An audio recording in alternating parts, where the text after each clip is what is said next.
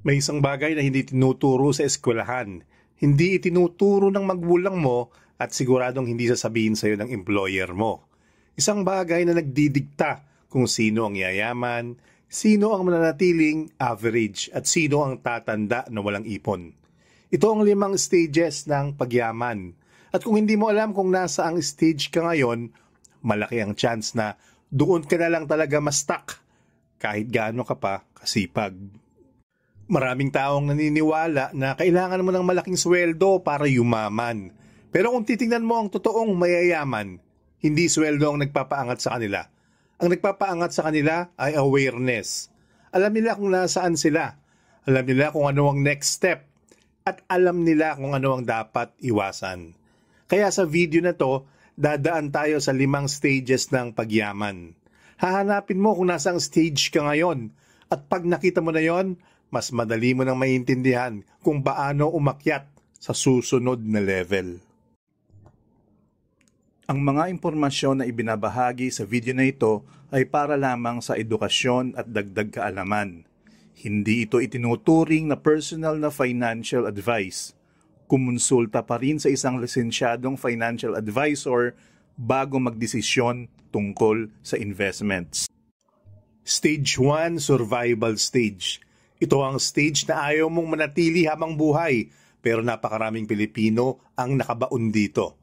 Minsan, hindi dahil tamad, kundi dahil walang structure at walang awareness. Sa survival stage, bawat buwan ay puro habol.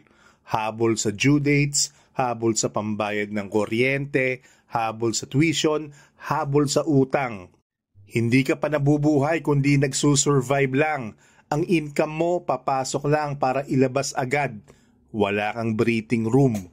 At ang pinaka-dangerous dito, kapag medyo tumaas ang sweldo, tumataas din ang gastos. Kaya ilang taong ka na nagwo-work pero bakit ganon? Parang andon ka pa rin. Parang nakapost lang ang buhay mo. Mga palatandaan na nasa survival stage ka.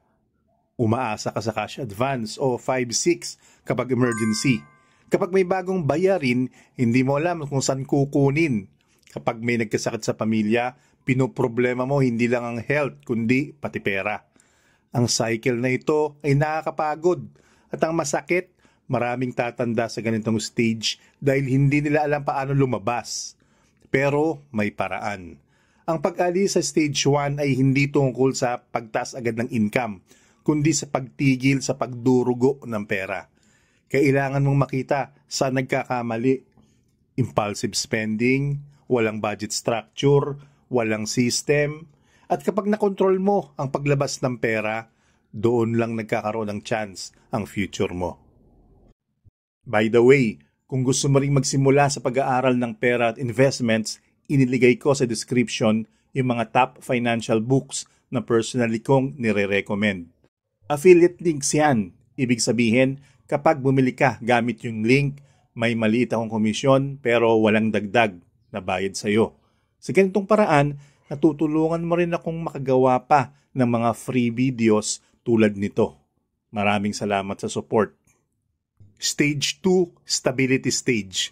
Kapag narating mo ang stability stage, mapapansin mong medyo mas humihinga ka na. Hindi ka na hinahabol ng due date.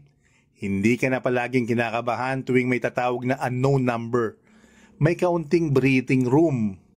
Pero ito rin ang stage kung saan maraming Pilipinong naiiwan habang buhay.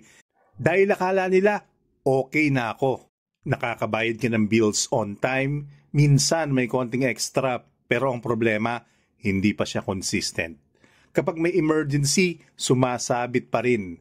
Kapag may biglang gastos, nauubos lahat ng naiipon. At ang pinakamalaking danger dito, stability creates the illusion of success. Nakakakain ka sa labas, may konting luho, nakakapag-upgrade ng phone once in a while. Pero kapag tiningnan mo ang savings mo after 5 years, halos wala. Para makalipat sa stage 3, kailangan mong gumawa ng isang bagay na hindi sanay ang karamihan. Discipline over lifestyle. Hindi porke may extra ka, gagastos ka agad. Ito yung point sa buhay mo na kailangan mong gumawa ng permanent system for savings at hindi kung may natira. Kung ang stage 1 ay tungkol sa pag-survive, Ang stage 2 ay tungkol sa pagkontrol. Dahil kung hindi mo kayang i-control ang pera mo sa stage 2, hindi ka makakaakyat sa stage 3. Stage 3, security stage. Dito, nagbabago ang buhay. Hindi pa ito yaman pero ito ang unang stage kung saan nararamdaman mong may hinaharap ka na. Sa stage 3, may consistent savings ka na. May emergency fund ka na kahit papaano. At ang pinaka-importante, nagsisimula ng magtrabaho ang pera mo. Usually, dito pumapasok ang MP2, index funds at small investment portfolios. Hindi pa malaki ang returns, pero ang mindset mo nagiging long-term na.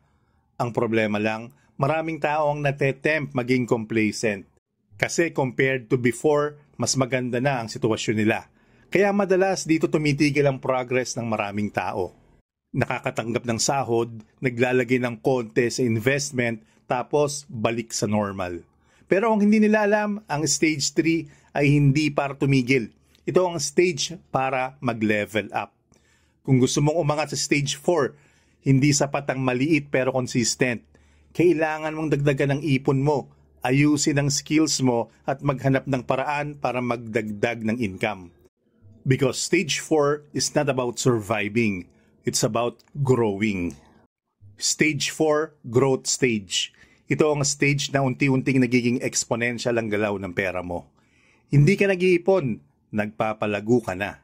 Sa stage na ito, mas malakas ang investments mo. Hindi ka na beginner, may routine ka na, may structure ka na. Maaaring may small business ka o stable side income o tumataas ang contributions mo sa investments. And for the first time, nararamdaman mong mas malaki ang napupunta sa assets kaysa sa liabilities. Pero may delikadong trap sa stage 4. Too many ventures, not enough consistency. Kapag kumikita ka na, gusto mo nang subukan lahat. Crypto, negosyo, franchise, online selling, kung ano-anong sure win, sabi ng mga kaibigan. At dito nawawasak ang momentum ng maraming tao. Dahil ang growth ay hindi tungkol sa dami ng ventures.